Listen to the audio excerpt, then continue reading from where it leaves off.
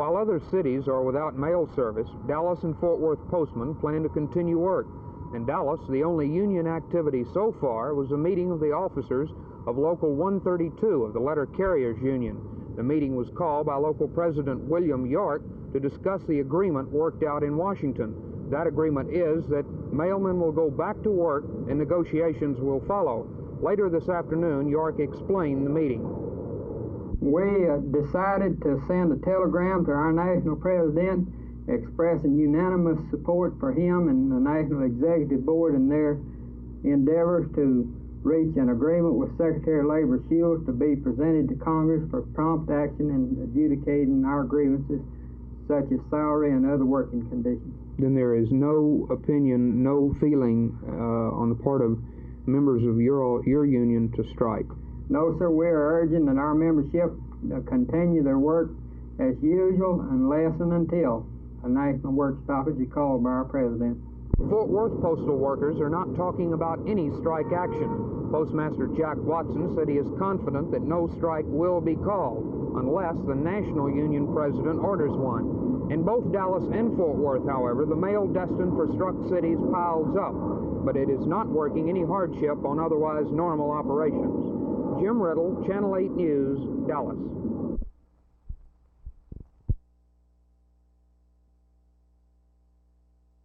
Most people don't realize the tremendous amount of money that accidents do cost Texans. Probably between $2.5 and $3 billion. That's not million, but billions of dollars during the last year. I think you compared this to the cost of crime in Texas. How does this compare?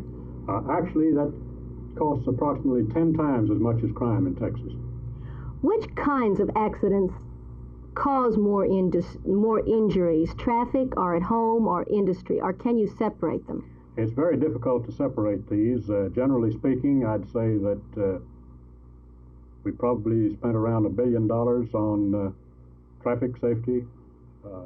The accidents that occurred with traffic. The industrial accidents took more than that, and the home accidents, as most people do not realize, but the home accidents were even more prevalent than industrial accidents. So it's not true that a man is safest at home.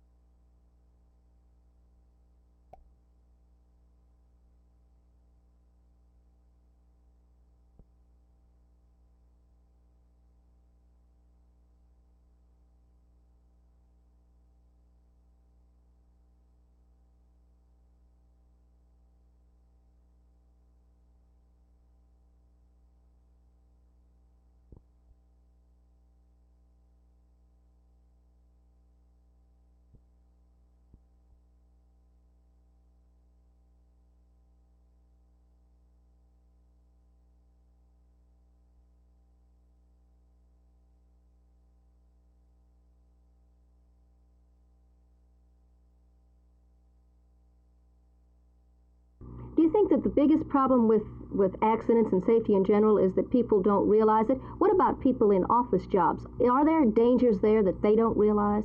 Even office jobs can be quite dangerous.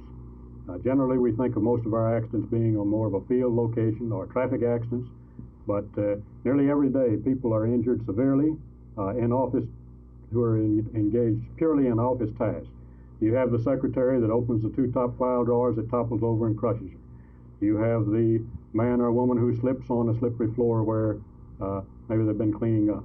You have typewriter cards strung across, people tripping on those. The man who leans back in his chair and falls over and injures his back. These occur every day. Talking about safety is such a general thing, and we hear about it constantly. How can you actually attack it to do something about these things, the accidents that seem to be all around us?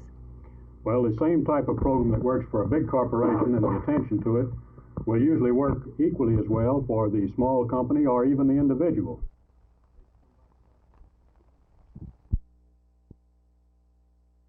This now, of course, is just my personal feeling. Over activism, I would say that the activism depends on the degree to which the polluter is willing to put himself in check. We have 5.2 pounds per person for every person in the United States of solid waste.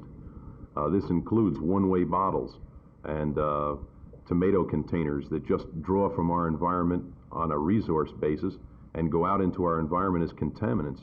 If we could encourage people not to buy one-way bottles and not to buy tomatoes in containers, but to buy them loose, this is that much less solid waste that goes out into our environment to just degrade it.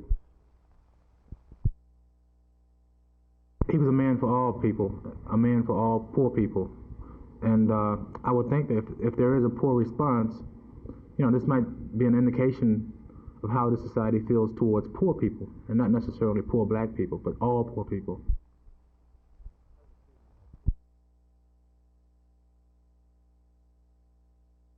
Dr. Farmer, will there be any additional comments on the busing issue? I think the President will probably mention that in his forthcoming speech. I don't want to anticipate what he's going to say, but he'll mention it. I really think that the busing issue is a phony issue. I think it's phony because many of the people who are screaming about busing now have been busing their kids for many, many years.